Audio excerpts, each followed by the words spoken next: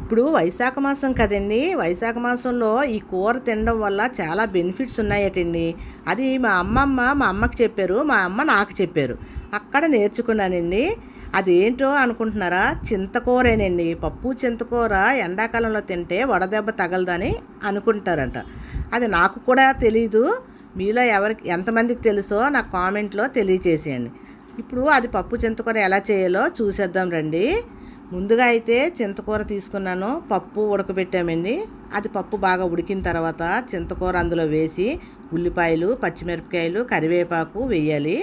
వేసిన తర్వాత అందులో సాల్టు, పసుపు, కారం కూడా వేయాలి. వేసాక ఇక వీడియోలో చూపిస్తాను కదా, అలాగా చాలా ఈజీగా చేసి వచ్చండి. మీరు కూడా ఒకసారి ట్రై చేసి తినండి.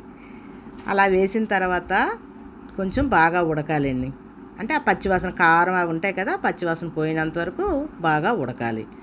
అలా ఉడికిన తర్వాత చూపిస్తున్నాను చూసారా, అలా ఉడికిపోయిన తర్వాత పోపు వేసేసుకోవడమేనండి. చాలా ఈజీ రెసిపీ అండి. పోపు కోసం ఏం చేసామంటే కడాయి పెట్టి కొద్దిగా ఆయిల్ వేసాను.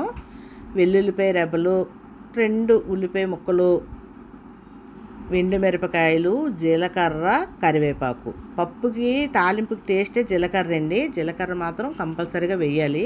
అలా వేస్తే టేస్ట్ సూపర్గా ఉంటుంది.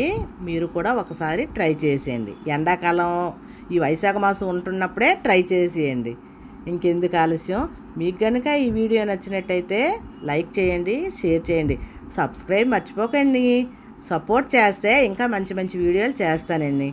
మీ సపోర్ట్ వల్ల నేను ఇంకా మంచి వీడియోలు చేయగలుగుతాను. మీరు ఈ వీడియో షేర్ చేస్తే ఇంకా 10 మందికి ఉపయోగపడుతుంది అనుకుంటున్నాను. Thank you.